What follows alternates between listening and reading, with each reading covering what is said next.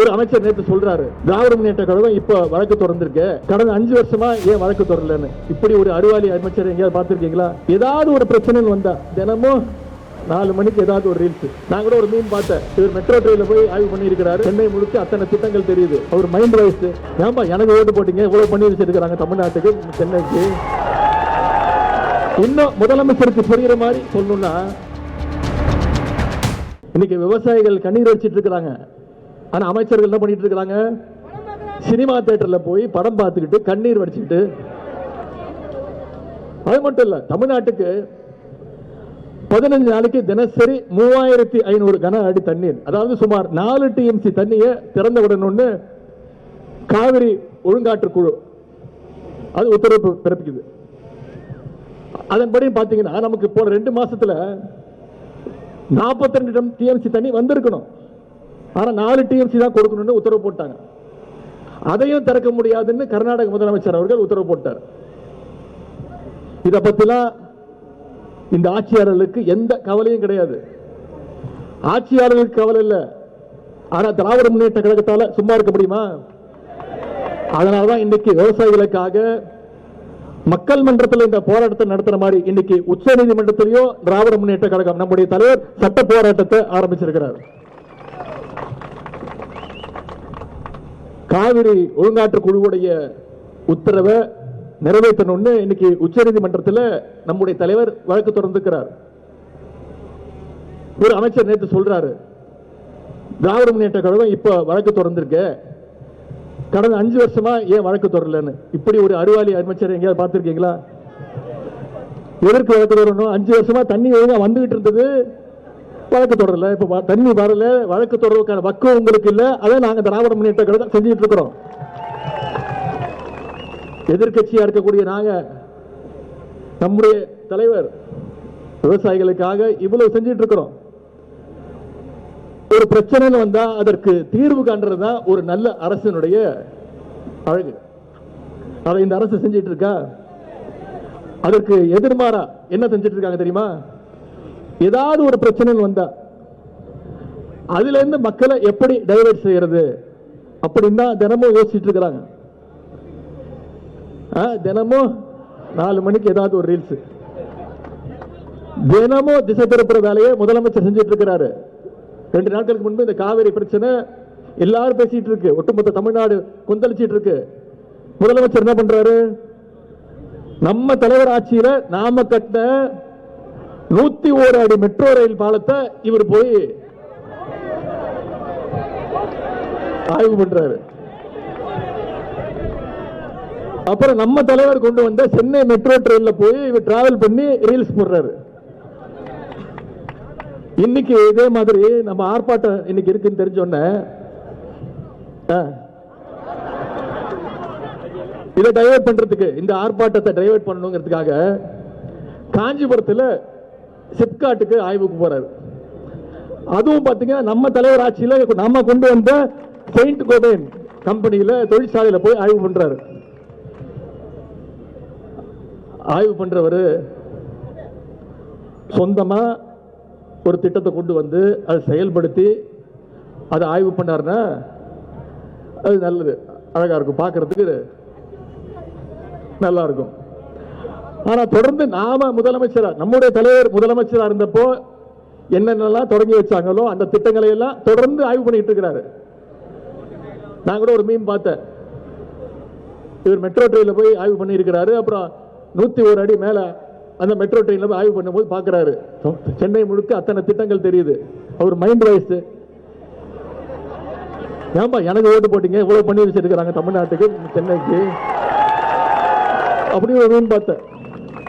இன்னும் முதலமைச்சருக்கு புரியுற மாதிரி சொல்லணும்னா, ஊரா வீட்டு நெய்ல அவர் வீட்டுக்கு இன்னைக்கு ஸ்வீட் செஞ்சுட்டு இருக்கிறாரு. அவர் பாஷையில சொன்னதான் அவருக்கு புரியும். அவர் பாஷை என்னன்னு உங்களுக்கு புரியும். டேஷ் முதலமைச்சர் இன்னைக்கு இந்தியா முழுக்க பேசுது. இப்படி ஒரு முதலமைச்சர் நாங்க பார்த்ததே இல்லப்பா. வாயில நல்லா வந்துடும், எதுக்கு எடுத்தாலும் கொத்து பரோட்டா போடுவேன். தேர்தல் பிரச்சாரத்தில் பேசும்போது என்ன சொன்னாரு? அடுத்த ஜென்மம்னு ஒண்ணு இருந்தா விவசாயியா பிறக்கணும் அப்படின்னு சொன்னாரா இல்லையா? சரி, நான் கேட்கிறேன், இதுக்கு எதுக்கு அடுத்த ஜென்மம் வரைக்கும் வெயிட் பண்ணணும்? வாங்க, இந்த ஜென்மத்திலே விவசாயம் பண்ணலாமே. யார் எப்ப வேற நினைச்சாலும் விவசாயம் பண்ணலாம். நான் சொல்றேன், மே 10ஆம் தேதியில இருந்து இந்த தரங்கட்ட ஆட்சி அமைஞ்சதுல இருந்து அதிக ஏமாற்றங்களை சந்திச்சிட்டு இருக்கிறது நம்முடைய விவசாய பெருங்குடி மக்கள் தான். தேர்தல் வாக்குறுதிகள் இன்னும் வேற என்ன சொன்னாரு, என்னென்ன வாக்குறுதிகள் கொடுத்தாரு? 5 ஏக்கருக்கும் குறைவா நில வச்சிருக்க எல்லா விவசாயிகளுக்கும் முழுமையா பயிர்க்கடன் தள்ளுபடின்னு சொன்னாரா இல்லையா? ஆனா ஆட்சிக்கு வந்தோன்னு என்ன சொன்னாரு?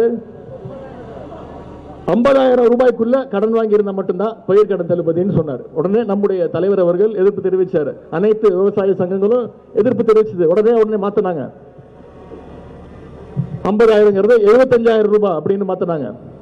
ஆனா இப்போ என்ன நடந்துட்டு இருக்கு தெரியுமா? வெறும் 35,000 ரூபாய் மேல யாருக்கும் கடன் தள்ளுபடி இல்லை அப்படின்னு அறிவிச்சிருக்கிறாங்க. வாக்குறுதியில சொன்னது ஒண்ணு, அறிவிப்புல சொன்னது வேற ஒண்ணு, ஆனா செயல்படுத்துறது இன்னொன்னு. இப்படி வாக்குறுதிகள் எதையுமே நிறைவேற்ற முடியாம வாயில வட சொல்ற ஆட்சி தான் இன்று அமைஞ்சிருக்கக்கூடிய இந்த தாவேகாவுடைய அரசு. இதுவே 2006 கழக ஆட்சி அமைஞ்சப்போ நம்முடைய முத்தமிழ் டாக்டர் கலைஞர் அவர்கள் தான் சொன்னபடி 7,000 கோடி ரூபாய் அளவுக்கு விவசாய கடனை தள்ளுபடி செஞ்சாங்க. அவர் எப்படி செஞ்சாரு? அவர் முதலமைச்சரா பதவி இருக்கிற அந்த மேடையிலேயே கோப்புகளை கொண்டு வந்து அங்கேயே கையெழுத்து போட்டாரு. சென்ற ஆட்சியில் நம்ம தலைவர் 12,000 கோடி ரூபாய் அளவுக்கு பயிர்க்கடன் தள்ளுபடியை நம்முடைய தலைவர் செஞ்சாரு. இந்த சூழ்நிலையில் தான் இன்னைக்கு முழு பயிர்க்கடனையும் ரத்து பண்ணணும்னு விவசாயிகள் தொடர்ந்து போராட்டத்தை அறிவிச்சீங்க.